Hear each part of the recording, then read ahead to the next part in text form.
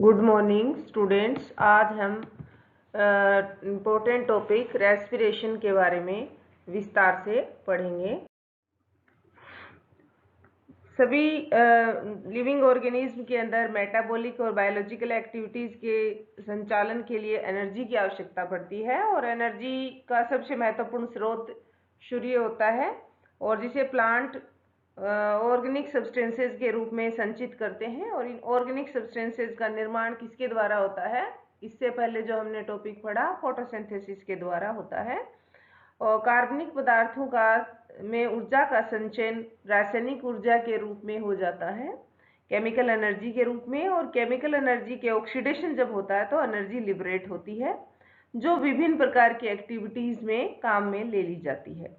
इस प्रकार से जटिल कार्बनिक पदार्थों के ऑक्सीकरण के फलस्वरूप जो एनर्जी लिबरेट होती है उस प्रक्रिया को रेस्पिरेशन कहते हैं। रेस्पिरेशन यानी एनर्जी का liberation due to burning of respiratory substrate. श्वसन एक जैविक क्रिया है जो सभी जीवित कोशिकाओं में होती है, चाहे वो ग्रीन हो या नॉन ग्रीन हो। प्लांट के जो ग्रोइंग पार्ट्स होते हैं जैसे फ्लावर है, बड है, वेजिटेटिव बर्ड्स होती हैं, जर्मिनेटिंग सीड्स होते हैं, फिर है रूट है और सूट अपेक्स जो कि बहुत ही मतलब ज़्यादा ग्रोइंग पार्ट होते हैं, उनमें वहाँ पर ये एक्टिविटी बहुत ज़्यादा होती है। और इसके अलावा सामान्य परिस्थिति में जो रेस्पिरेशन एक्टिविटी जो होती है उसमें ऑक्सीजन का इनटेक और कार्बन डाइऑक्साइड का लिबरेशन होता है। लेकिन कोई ज़रूरी नहीं है कि श्वसन में ऑक्सीजन का उपयोग हो ही। ऑक्सीजन के बिना उपभोग के भी श्वसन की क्रिया हो जाती है। यह क्रिया लगातार जारी रहती है। जैसे अनॉक्सी बैक्टीरिया जो होते हैं वो ऑक्सीजन के एब्सेंस में भी ऑक्सीजन के एब्सेंस में रेस्पिरेशन करते हैं। तो इसलिए हम रेस्पिरेशन की डेफिनेशन को इस प्रकार से भी बोल सकते हैं, ऑक्सीजन की उपस्थिति या अनुपस्थिति में जटिल कार्बनिक पदार्थों के ऑक्सीकरण द्वारा ऊर्जा की विमुक्ति या लिबरेशन को ही श्वसन कहते हैं। चाहे ऑक्सीजन हो या नहीं हो तो भी जटिल कार्बनिक पदार्थों का ऑक्सीडेशन हो और जिससे ऊर्जा का लिबरेशन हो उसी को हम क्या कहते हैं? श्वसन कहते हैं। श्वसन क्रिया में मुख्य रूप से तो होता है ग्लूकोज का ही ऑक्सीडेशन, लेकिन और CO2 का लिबरेशन होता है और केमिकल एनर्जी का काइनेटिक एनर्जी में कन्वर्जन होता है। और इस प्रकार से कोशिका के अंदर ATP के रूप में एनर्जी संचित हो जाती है। श्वसन की क्रिया के अंदर जो रिएक्शन होती है C6H12O6 plus 6O2, 6CO2 plus 6H2O plus 686 kilo calorie energy इसमें ATP के रूप में संचित होती है। परंतु ऑक्सीजन ग्लूकोज से सीधे क्रिया नहीं कर सकता, इसलिए जल अणु की आवश्यकता इसमें और हो जाती है। यानी इस रिएक्शन को हम इस प्रकार से लिख सकते हैं C6H12O6 plus 6H2O plus 6O2, तो इससे बन जाते 6CO2 plus 12H2O plus energy. तो इस प्रकार से श्वसन की क्रिया जैसा ये रिएक्शन हमने बोली वैसी सहज नहीं होती है, इसमें बहुत कॉम्प्लेक्स क्रिया है, इसमें बहुत सारे इंटरमीडिएट प्रोडक्ट बनते हैं और प्रत्येक एक क्रिया जो है वो एक स्पेसिफिक एंजाइम के द्वारा रेगुलेट होती है। मुख्य रूप से श्वसन क्रिया के दौरान क्या क्या इवेंट्स होती हैं? सबसे पहले अगर एरोबिक रेस्पिरेशन है तो ऑक्सीजन का इनटेक होना। दूसरा, कॉम्प्लेक्स ऑर्गेनिक सब्सटेंसेस के ऑक्सीडेशन द्वारा सिंपल सब्सटेंसेस जैसे कार्बोहाइड्रेट के ऑक्सीडेशन से CO2 और H2O का बनना, ये होगा इसके अंदर। फिर ऑक्सीडेशन के फलस्वरूप एनर्जी का लिबरेशन होना तथा ATP के रूप में उसका एसिमिलेशन होना। और इस क्रिया के अंदर बहुत सारे इंटरमीडिएट कंपाउंड्स का निर्माण होते हैं जो प्लांट के लिए मेटाबॉलिकली आवश्यक होते हैं। इस क्रिया में CO2 की तो विमुक्ति होती है और जल का कोशिका के अंदर ही क्या होगा? जल का फॉर्मेशन होगा। इस प्रक्रिया के अंदर प्लांट का जो ड्राई वेट जो होता है वो कम हो जाता है। इस प्रकार से जो रेस्पिरेशन है और श्वसन है दोनों ही, अभी हमने फोटोसिंथेसिस से पहले पढ़ा दोनों ही दो अपोजिट क्रियाएं हैं, जिसमें फोटोसिंथेसिस में CO2 का अब्जॉर्प्शन होता है, कार्बनिक पदार्थों का संश्लेषण होता है और ऑक्सीजन का लिबरेशन होता है। लेकिन श्वसन में ऑक्सीजन का अवशोषण, कार्बनिक पदार्थों का ऑक्सीकरण और CO2 का विमोचन होता है। अतः प्रकाश संश्लेषण जो है वो एक एनाबोलिक क्रिया है, जबकि श्वसन एक कैटाबोलिक क्रिया है। और जिनमें दोनों में मुख्य अंतर क्या है, हम इसके बारे में एक बार बात कर लेते हैं। Photosynthesis and respiration. फोटोसिंथेसिस क्या है?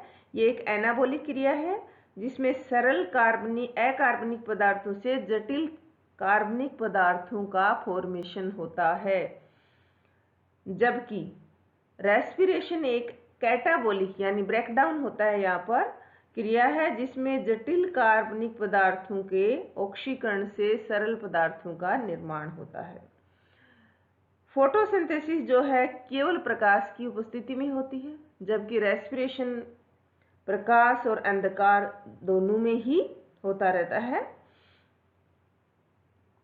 तीसरा है, यह फोटोसिंथेसिस सिर्फ क्लोरोफिल युक्त जो सेल्स होती हैं उनमें होती हैं, जबकि रेस्पिरेशन प्रत्येक प्रकार की कोशिका के अंदर होता है। फोटोसिंथेसिस एक एंडोथर्मिक क्रिया है, यानी इसमें एनर्जी सेव होती है। यहाँ पर एक एक्सोथर्मिक प्रक्रिया है, क्योंकि इसमें एनर्जी का लिबरेशन होता है, बाहर निकलती है। फिर फोटोसिंथेसिस के अंदर जो ड्राई वेट होता है प्लांट का, क्योंकि फोटोसिंथेटिक प्रोडक्ट यानी ग्लूकोज स्टार्च का फॉर्मेशन हो जाता है, तो ड्राई प्रोडक्ट जो है वो बढ़ जाता है। लेकिन रेस्पिरेशन में ड्राई प्रोडक्ट में कमी आती है। और फोटोसिंथेसिस में CO2 का तो अवशोषण होता है, CO2 काम में ली जाती है तथा O2 का लिबरेशन होता है, जबकि रेस्पिरेशन में इसका उल्टा होता है, यानी ऑक्सीजन का अवशोषण और CO2 का लिबरेशन होता है। फोटोसिंथेसिस के अंदर CO2 और H2O इसके रेस्पिरेटरी H2O इसके सबस्ट्रेट्स होते हैं रिएक्शन के, जबकि यहाँ पर रेस्पिरेशन के अंदर जो सबस्ट्रेट होता है वो ग्लूकोज, प्रोटीन या फैट तथा ऑक्सीजन होते हैं। और फोटोसिंथेसिस में जो लाइट एनर्जी है वो कॉम्प्लेक्स कार्बनिक पदार्थों में संचित हो जाती है, जबकि रेस्पिरेशन के अंदर जो रासायनिक पदार्थ जो होते हैं, जैसे कार्बोहाइड्रेट है, फैट है, उनसे ऊर्जा का ऑक्सीडेशन होता है। इसके अंदर फोटोसिंथेसिस के अंदर हाइड्रोलाइसिस और कार्बोक्सिलेशन जैसी क्रियाएं होती हैं, जबकि रेस्पिरेशन के अंदर डिहाइड्रोलाइसिस एंड डीकार्बोक्सिलेशन क्रियाएं होती हैं। इस फोटोसिंथेसिस के दौरान जो रेस्पिरेटरी सबस्ट्रेट है वो कार्बोहाइड्रेट और ऑक्सीजन, जबकि इसमें एंड प्रोडक्ट रेस्पिरेशन में CO2 जल और एनर्जी। एक ग्लूकोज अणु के संश्लेषण के लिए 18 ATP की आवश्यकता पड़ती है, जबकि एक ग्लूकोज अणु के ऑक्सीकरण से 38 ATP का निर्माण होता है। तो दोनों में हमने कुछ डिफरेंसेस के बारे में हमने बात की। नाउ सेकेंड बात है जो इसमें हम पढ़ने जा रहे हैं, रेस्पिरेटरी सबस्ट्रेट यानी श्वसन क्रियाधार। रेस्पिरेटरी सबस्ट्रेट यानी रेस्पिरेटरी रिएक्शन जो होती हैं रेस्पिरेशन के दौरान जटिल कार्बनिक पदार्थों के ऑक्सीकरण से ऊर्जा लिबरेट होती है, और वो जटिल कार्बनिक पदार्थ क्या कहलाते हैं? रेस्पिरेटरी सबस्ट्रेट कहलाते हैं। जैसे सेल के अंदर मान लो रेस्पिरेटरी सबस्ट्रेट क्या होगा? ऐसे सबस्ट्रेट जो रेस्पिरेशन की क्रिया में काम में आते हैं, रेस्पिरेशन में जिसका ब्रेकडाउन होता है उसको हम बोल देते हैं रेस्पिरेटरी सबस्ट्रेट। सेल के अंदर जैसे कार्बोहाइड्रेट है, फैट, ऑर्गेनिक एसिड, प्रोटीन, ये रेस्पिरेटरी सबस्ट्रेट के रूप में काम में आते हैं। फिर कार्बोहाइड्रेट जो है मैक्सिमम यानी जनरली रेस्पिरेटरी सबस्ट्रेट कौन होता है? कार्बोहाइड्रेट ही होता है, ज़्यादातर कार्बोहाइड्रेट ही होता है जो कि रेस्पिरेटरी सबस्ट्रेट के रूप में काम में आता है। उसके अलावा फैट भी काम में आ सकता है, और इसके अलावा प्रोटीन, भी रेस्पिरेटरी सबस्ट्रेट के रूप में काम में आ सकता है। आरक्यू ऑफ कार्बोहाइड्रेट, कार्बोहाइड्रेट का आरक्यू क्या होगा? अधिकतर प्लांट्स के अंदर जो मुख्य रूप से रेस्पिरेटरी सबस्ट्रेट होता है वो कार्बोहाइड्रेट ही होता है, जिसमें मुख्य रूप से क्या हो सकते हैं? स्टार्च हो सकता है, सुक्रोज, ग्लूकोज, फ्रक्टोज, इनुलिन इत्यादि हो सकते हैं। तो सबसे पहले तो जटिल कार्बोहाइड्रेट जो भी होंगे उनका हाइड्रोलाइसिस होगा और वो सिंपल शुगर यानी हेक्सो शुगर में उनका हाइड्रोलाइसिस होगा, और hexo sugar directly respiratory substrate के रूप में काम में आ जाती है, जिसमें स्टार्च या कार्बोहाइड्रेट अन्य पॉलीसेकेराइड है, वो स्टार्च क्या होता है? पॉलीसेकेराइड होता है, वो किस में टूटता है? डाइसेकेराइड में। और डाइसेकेराइड किस में टूट जाता है? मोनोसेकेराइड यानी हेक्सोज में। और फिर जो इस प्रकार से कार्बोहाइड्रेट की जो आपूर्ति है प्रकाश संश्लेषी भागों से स्थानांतरण के द्वारा होती है, वहां से बनता रहेगा और ट्रांसलोकेशन के फलस्वरूप विभिन्न पार्ट्स में ये जाता रहता है, जिसमें मुख्य रूप से जो इसके अलावा फैट रेस्पिरेटरी सबस्ट्रेट फैट जो है वो जनरली फैटी टिश्यूज होते हैं, जैसे एडिपोज टिश्यू है। सीड्स के अंदर अंकुरण के समय जब सीड का जर्मिनेशन होता है तो रेस्पिरेटरी सबस्ट्रेट कौन होता है? ऑयल यानी फैट। बीज अंकुरण के समय पहले फैट का कार्बोहाइड्रेट में परिवर्तन होता है और उसके पश्चात जो कार्बोहाइड्रेट में परिवर्तन के सर्वप्रथम ग्लिसरॉल और फैटी एसिड बनते हैं, और ग्लिसरॉल का फैट है, फैट उठ जाता है फैटी एसिड एंड ग्लिसरॉल में। फैटी एसिड का बीटा ऑक्सीडेशन होता है और एसिटाइल कोएंजाइम ए बनाता है। दूसरी तरफ ग्लिसरॉल जो है वो अल्फा ग्लिसरोफॉस्फेट और अल्फा ग्लिसरोफॉस्फेट से ग्लिसरॉल्डिहाइड फॉस्फेट, और उसके बाद ये ग्लाइकोलाइसिस के अंदर इंटर करके आगे इसका फर्दर ऑक्सीडेशन होता है। इसी प्रकार से जनरली जो ऑर्गेनिक एसिड्स होते हैं, जैसे सीएम प्लांट्स के बारे में हमने इससे पहले बात की। क्रेस्टुलेशन प्लांट्स में सामान्यतः ऑर्गेनिक एसिड जो होते हैं वो रेस्पिरेटरी सबस्ट्रेट का काम करते हैं। इनका निर्माण भी किससे होगा? कार्बोहाइड्रेट से होता है। जैसे carbohydrate plus 3O2 C6H12O2 plus 3O2 तो मैलिक एसिड बन जाता है। मैलिक एसिड एक ऑर्गेनिक एसिड है। और इसी प्रकार से जैसे कार्बोहाइड्रेट से सिट्रिक एसिड का फॉर्मेशन होना, तो ये भी एक रेस्पिरेटरी सबस्ट्रेट के रूप में काम में आता है। फिर प्रोटीन, जनरली प्रोटीन युक्त बीजों में अंकुरण के समय ही ये फिर रेस्पिरेटरी सबस्ट्रेट का काम में आते हैं। यानी जब तक कार्बोहाइड्रेट उपलब्ध है, जब तक फैट उपलब्ध है, तब तक प्रोटीन का ऑक्सीडेशन नहीं होता। प्रोटीन को सबसे पहले किस में ब्रेक डाउन होता है? उसका अमीनो एसिड्स में, और अमीनो एसिड्स में डीएमिनेशन से ऑर्गेनिक एसिड का फॉर्मेशन होता है, और जो फर्दर आगे जाकर किस में प्रवेश कर जाते हैं? क्रेब्स साइकिल में प्रवेश कर जाते हैं। तो प्रोटीन से अमीनो एसिड्स के डीएमिनेशन से ऑर्गेनिक एसिड का फॉर्मेशन हो जाता है। अब सामान्य परिस्थितियों में अभी हमने बात की कि कार्बोहाइड्रेट और फैट को ही रेस्पिरेटरी सबस्ट्रेट के रूप में काम में लिया जाता है। तो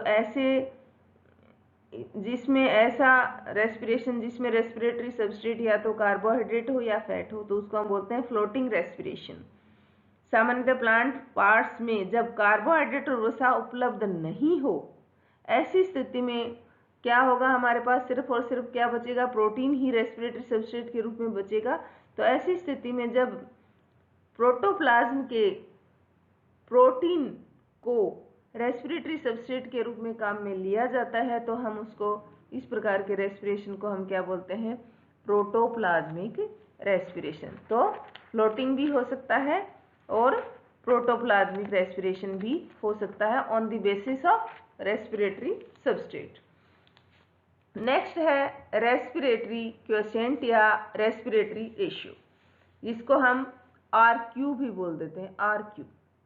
तो RQ क्या होता है कि जब श्वसन की क्रिया होती है तो इसमें कार्बनिक पदार्थों का ऑक्सीडेशन होता है। ऑक्सीडेशन होगा तो जिसमें ऑक्सीजन का तो अवशोषण होगा, और ऑक्सीजन के अवशोषण के कारण से ऑक्सीडेशन के कारण से कार्बन डाइऑक्साइड का CO2 का लिबरेशन होगा।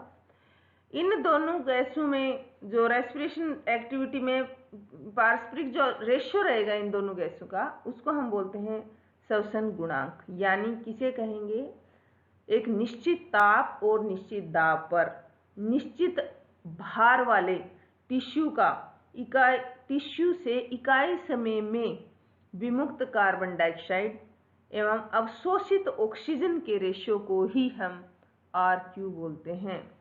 यानी RQ इज इक्वल टू किसके बराबर होता है, लिबरेटेड CO2 का वॉल्यूम अपॉन अब्जॉर्ब्ड O2 का वॉल्यूम, यानी CO2 अपॉन O2। अब इस श्वसन गुणांक की वैल्यू किस पर डिपेंड करती है कि हमने रेस्पिरेटरी सबस्ट्रेट किस प्रकार का काम में लिया है, उस पर बेस्ड होती है। तो सामान्यतः श्वसन गुणांक का मान 1 होता है सामान्य परिस्थिति, परंतु जब ऑक्सीडेशन रिडक्शन स्तर के अनुसार जब मान भिन्न होता है या 1 या 1 से ज़्यादा होता है, ऐसी स्थिति में विभिन्न प्रकार के श्वसन गुणांक किसके कारण से आते हैं, किस प्रकार का रेस्पिरेटरी सबस्ट्रेट हम काम में ले रहे हैं। तो कार्बोहाइड्रेट का RQ ऑफ कार्बोहाइड्रेट क्या होगा, जब कार्बोहाइड्रेट को हम रेस्पिरेटरी सबस्ट्रेट के रूप में काम में लेते हैं तो C6H12O6 plus 6O2 6CO2 plus 6H2। तो यहाँ पर RQ is equal to 6CO2 है तो 6H2 है, तो इसका मतलब 6 से 6 कट गया और इसका रेशियो क्या आ जाएगा 1। तो जब कार्बोहाइड्रेट रेस्पिरेटरी सबस्ट्रेट के रूप में काम में लेते हैं तब RQ की वैल्यू आती है 1 यानी यूनिटी। अब RQ की वैल्यू विभिन्न परिस्थितियों में चेंज हो सकती है। कब, जब कार्बोहाइड्रेट का पूर्ण ऑक्सीकरण नहीं हो पाए यानी इनकम्प्लीट ऑक्सीडेशन हो जाए तो भी RQ की वैल्यू 1 से चेंज हो सकती है और 1 से कम हो सकती है। अगर जो निकली हुई CO2 थी वो अन्य किसी मेटाबॉलिक एक्टिविटी में काम में ले ली जाए देन भी RQ का मान चेंज हो सकता है। यदि अवशोषित ऑक्सीजन का उपयोग पूर्ण रूप से श्वसन में न होकर कुछ मात्रा किसी अन्य कार्य में उपयोग में लिया जाए तो भी उसका मान चेंज हो सकता है। दूसरा है RQ ऑफ फैट्स। फैट्स का RQ कितना होगा। फैट मुख्य रूप से जनरली किसमें, ऑयली सीड्स के अंदर पाया जाता है और जो बीजों के अंकुरण के समय ही जनरली रेस्पिरेटरी सबस्ट्रेट का काम करता है। क्योंकि फैट्स में कार्बन की तुलना में ऑक्सीजन का रेशियो, ऑक्सीजन का अनुपात कार्बोहाइड्रेट की तुलना में कम होता है, इसलिए इसके ऑक्सीडेशन के लिए ज़्यादा ऑक्सीजन की आवश्यकता पड़ती है। इसलिए अतिरिक्त जो फैट्स होते हैं ऑक्सीकरण द्वारा सीधे ही नहीं होकर पहले उनका अपघटन किसमें होगा, फैटी एसिड और ग्लिसरॉल में, और इस क्रिया में भी कुछ ऑक्सीजन का उपयोग होता है। इस प्रकार से इन कारणों से फैट का रेस्पिरेटरी क्वोशिएंट जो है वो 1 से हमेशा कम होता है और फैट्स की ऑक्सीडेशन से कार्बोहाइड्रेट की तुलना में अधिक ऊर्जा उत्पन्न होती है। इसी प्रकार से जब हम एक एग्जाम्पल ले लेते हैं, जैसे ओलिक एसिड है जिसका फॉर्मूला होता है C18H34O2 प्लस 26O2 और फिर है प्रोडक्ट बनेंगे 18CO2 प्लस 17H2। तो यहाँ RQ is equal to CO2 upon O2 और CO2 कितनी है 18 CO2 जो कि हमने लिखी है और CO2 18 है और O2 कितनी है 25.5 या 26, तो वैल्यू आ जाएगी 0.71, यानी वैल्यू कैसी होगी less than 1। Next RQ of protein. Protein का RQ, प्रोटीन को जनरली रेस्पिरेटरी सबस्ट्रेट के रूप में काम में नहीं लिया जाता और जब लिया जाता है तो ऐसी स्थिति में सोमेटिक सेल्स में केवल तभी प्रयुक्त होता है जब ये वसा और जो कार्बोहाइड्रेट उपस्थित नहीं हो। और इसी प्रकार से प्रोटीन का भी क्या होगा, रेस्पिरेटरी क्वोशिएंट जो होता है 0.79 के आसपास ही होता है। फिर है RQ of succulents plant. Succulents plants कौन से होते हैं, ऐसे प्लांट्स जो क्या हों जिनमें जनरली स्वोलन प्लांट पार्ट्स पाए जाते हैं, जैसे नागफनी है, इसी प्रकार से डंडा थोर है। यहाँ पर कार्बोहाइड्रेट रेस्पिरेटरी सबस्ट्रेट के रूप में प्रयुक्त होता है लेकिन उसका कंप्लीट ऑक्सीडेशन नहीं होता, जिससे इंटरमीडिएट सब्सटेंस का निर्माण होता है, और इस प्रकार से जब इंटरमीडिएट कोई सबस्ट्रेट बनेगा तो CO2 लिबरेट नहीं होती। तो ऐसी स्थिति में रात के समय जब इन प्लांट्स के स्टोमेटा खुलते हैं तो ऑक्सीजन का अवशोषण होता है और कार्बोहाइड्रेट के आंशिक ऑक्सीकरण से CO2 का निर्माण नहीं हो पाता, और इसके पश्चात दिन के समय ये CO2 को लिबरेट कर देते हैं। तो ऐसी स्थिति में जैसे ग्लूकोज है प्लस O2, मैलिक एसिड का फॉर्मेशन हो जाता है प्लस 3H2, यहाँ CO2 निकली नहीं है। तो ऐसी स्थिति में RQ = CO2/O2, CO2 निकली नहीं है ऐसी कंडीशन में इनकम्प्लीट ऑक्सीडेशन के कारण, तो 0/3 बराबर है 0, यानी इनका शोषण गुणांक का मान 0 होता है। Now RQ of organic acid. इसी प्रकार से सक्यूलेंट प्लांट्स में कुछ प्लांट्स के अंदर ऑर्गेनिक एसिड जो होते हैं वो रेस्पिरेटरी सबस्ट्रेट होते हैं। ऑर्गेनिक एसिड्स के अणु में फिर ऑक्सीजन की मात्रा कार्बन की तुलना में अधिक होती है, इसलिए इनमें तुलनात्मक कम ऑक्सीजन की आवश्यकता पड़ेगी और अधिक मात्रा में CO2 निकलेगी।